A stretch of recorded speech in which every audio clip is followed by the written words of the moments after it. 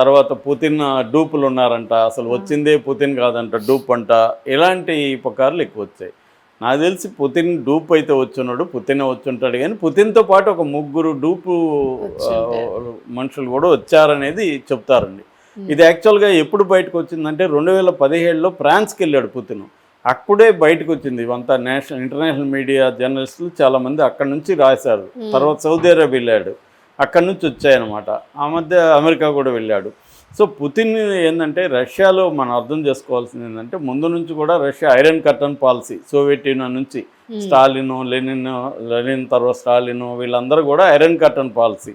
వాళ్ళు స్టాలిన్ ఎవరిని నమ్మేవాడు కాదు. తన ఆహారాన్ని అందరూ రుచి చూడాలి, వంట వాళ్ళని చంపేసిన సందర్భాలు ఉన్నాయి. తన పక్కన ఉన్న చాలామందిని కూడా స్టాలిన్ నమ్మకుండా చంపేసిన సంఘటనలు బోల్డ్ ఉన్నాయి. అంటే పాలిట్ బ్యూరోలో ఉండే వాళ్ళని 10 మందినో 16 మందినో చంపేశాడని మా ఫ్రెండ్ ఒక ఆయన రీసెర్చ్ చేస్తున్నాడు దీని మీద. త్వరలో బుక్ వస్తుంది. సో ఆయన చెప్తుంటారు అప్పుడప్పుడు స్టాలిన్ ఎలా చంపాడని, అనుమానం వస్తే చంపేసేవాడని. అట్లా వాళ్ళకి ఒక పేరనాయి అంటారు, ఒక తీవ్రమైన భయాందోళనలు వాళ్ళ సెక్యూరిటీ పట్ల ఉంటాయి.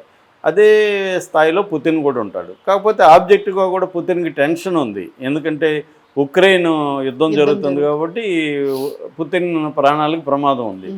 కాబట్టి కూడా ఆయన అత్యంత జాగ్రత్తలు తీసుకుంటాడు. ఆయన సెక్యూరిటీకి ఒక సపరేట్ ప్రొటెక్షన్ టీమ్, ఎఫ్ఎస్ఓ అంటారు, ఫెడరల్ ప్రొటెక్షన్ సర్వీస్ అంటారు. వాళ్ళే చూసుకుంటారు మొత్తం. వాళ్ళ రిక్రూట్మెంట్ కూడా చాలా స్ట్రిక్ట్గా ఉంటుంది. హైట్ ఎంత ఉండాలి, వెయిట్ ఎంత ఉండాలి, ఇన్నేళ్ళ ఎక్స్పీరియన్స్ ఉండాలి, అందరూ కూడా 35 ఏళ్ళ లోపలే ఉండాలి, వాళ్ళకి రకరకాల విద్యలు తెలిసి ఉండాలి. అట్లా ఫర్ ఎగ్జాంపుల్ ఎక్కడికి వచ్చినా కిచెన్ ఆయనదే ఉంటుంది. ఇక్కడికి ఫుడ్ తిండి ఆయన వాళ్ళే వండాలి. ఆ వండే వాళ్ళు కూడా మిలిటరీ ట్రైనింగ్ ఉంటుంది వాళ్ళకి. అంటే రేపు ఎవరైనా అటాక్ చేసినా వాళ్ళే సైనికుల్లాగా మారిపోతారు, ప్రొటెక్షన్ ఇస్తారు. సో దశావతారం లాగా వాళ్ళే చేస్తారనమాట. అందుకని కిచెన్ స్టాఫ్కి కూడా ట్రైన్ అయి ఉంటారు మిలిటరీ పరంగా. సో వాళ్ళు ప్రతిదీ గాలి కూడా ఆయన పీల్చే గాలి కూడా వీళ్ళ కంట్రోల్లో ఉంటుందని చెప్తారండి. అంటే వీళ్ళు మొత్తం చెక్ చేస్తారు, గాలిలో ద్వారా ఏమన్నా ఈయన చంపడానికి ట్రై చేస్తారా, బయలాజికల్ వెపన్ ఏమన్నా వాడతారా, అది కూడా మొత్తం చెక్ చేసి గాలి ప్యూరిఫికేషన్ కూడా వాళ్ళ కంట్రోల్లో ఉంటుంది. వాటర్ వాళ్ళ కంట్రోల్లో ఉంటుంది. వాటర్ ఎక్కడంటే ఇక్కడ బిస్లరీ తెచ్చి తాగేది అవన్నీ ఉండదు, వాళ్ళే తెస్తారు మొత్తం వాటర్.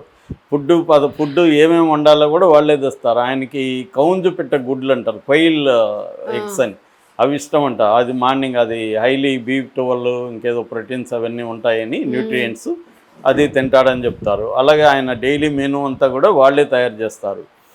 గాలి వాళ్ళదే, గాలి అంటే వాళ్ళ కంట్రోల్లో ఉంటుంది, వాటర్ వాళ్ళ కంట్రోల్లో ఉంటుంది. ఆయన ఉన్న చోట ఎవరిని అలో చేయరు. మన ఇండియన్స్ని ఎక్కడ అలో చేయలేదు. మొత్తం అక్కడ ఉన్న ప్లేసు సంబంధించి ప్లంబింగ్ మొత్తం వాళ్ళు వచ్చి చెక్ చేశారు టీము. ఆయన వెహికల్ కూడా సపరేట్ వెహికల్, అది కెమికల్ దీన్ని కానీ, లేకపోతే బాంబు దాడిని కానీ, గ్రెనేడ్ దాడిని కానీ, బుల్లెట్స్ కానీ అన్నిటినీ అది తట్టుకుంటుంది.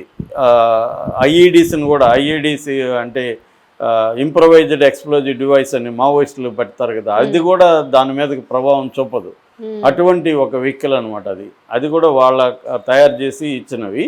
అలాగా మొత్తం సెక్యూరిటీ అంతా కూడా చాలా హైఫై సెక్యూరిటీ ఉంటుంది. ఇక రెండవది ఆయన మలమూత్రాలు.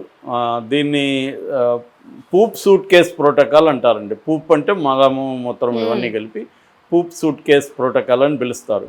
అంటే ఆయన మలము, మూత్రము, ఆయన ఎంగిలి, ఏదైనా ఇంకా ఆయన ఇక్కడికి దొరకదు, మొత్తం ఆయన భద్రపరిచి కవర్లో వేసి దాని సూట్ కేసులు, ఆ సూట్ కేసు కూడా టెంపరేచర్ కంట్రోల్డ్ సూట్ కేసు అది.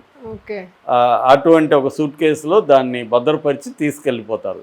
ఎందుకు ఇది చేస్తున్నారంటే, ఒకటి ఆయనకి ఏ రోగాలు ఉన్నాయో కనిపెట్టచ్చు. ఆయన మూత్రం వల్ల ఉంటే టెస్టులు చేస్తారనుకో, అది శత్రువులకి వెళ్తుంది కాబట్టి అది వెళ్ళకూడదు. రెండవది డిఎన్ఏ, ఆయన డిఎన్ఏ ఎవరికి తెలియకూడదు. డిఎన్ఏ తెలిస్తే దాన్ని బేస్ చేసుకొని ఏమన్నా కెమికల్ వెపన్స్ తయారు చేసి ఈయన చంపడానికి ట్రై చేస్తారేమో భయం. ఇదంతా కూడా సెక్యూరిటీ కోసమే అన్నమాట, అంతేగాని వేరే కాదు. కానీ ఇంత హై సెక్యూరిటీ ఇంకెవరికి లేదండి. అదే మన వాళ్ళు అంటున్నారు, మన దేశానికి చాలా మంది వచ్చారు కానీ ఎవరు ఇంత సెక్యూరిటీ మేము చూడలేదు అని కొంతమంది ఆఫీసర్లు కామెంట్ చేస్తున్నారు. ప్రపంచంలోనే వీళ్ళిద్దరికే అండి, ఒకరు ట్రంప్, ఒకరు పుతిన్, వీళ్ళిద్దరికి ఉండే హై సెక్యూరిటీ ఎవరికి లేదు. సో అందువల్ల ఆ, ఈ దీని గురించి మనోళ్ళు కథలుగా చెప్పుకుంటున్నారు. అంటే మనోళ్ళు ఎక్కడికి పోయినా ఇప్పుడు ఫుడ్ తీసుకుంటారు జాగ్రత్తలు, కానీ ఇంత మలమూత్రాలు లేకుండా అంత ఇది ఇట్లా ఆయన వలనరబుల్స్ తెలియకుండా ఉండి తీసుకోవడానికి ఇవన్నీ చేస్తున్నాడండి. సో దీనివల్ల కథలుగా చెప్పుకున్నారు. అట్లాగే ఆయన ముగ్గురు డూపులు కూడా ఉంటారు. ఎవరు ఏదన్నా రిస్క్ ప్లేస్లోకి వెళ్ళాలంటే డూపును పంపిస్తాడు, ఆయన వెళ్ళడు. ఓకే. డూప్ వెళ్ళి ఆ రిస్క్ అంటే పబ్లిక్ ప్లేస్లో తిరగాలి కాబట్టి కొన్ని చోట్ల డూపు కూడా వచ్చి ఉండొచ్చు. మన వీడియోలో కనబడేది అన్ని పుతినే కాకపోవచ్చు. అది మోడీకి కూడా తెలిసి ఉండొచ్చు. మోడీ కూడా యాక్ట్ చేసి ఉండొచ్చు పుతిన్ లాగా. ఎందుకంటే మోడీకి కూడా కాపాడాల్సిన అవసరం ఉంటుంది కదా.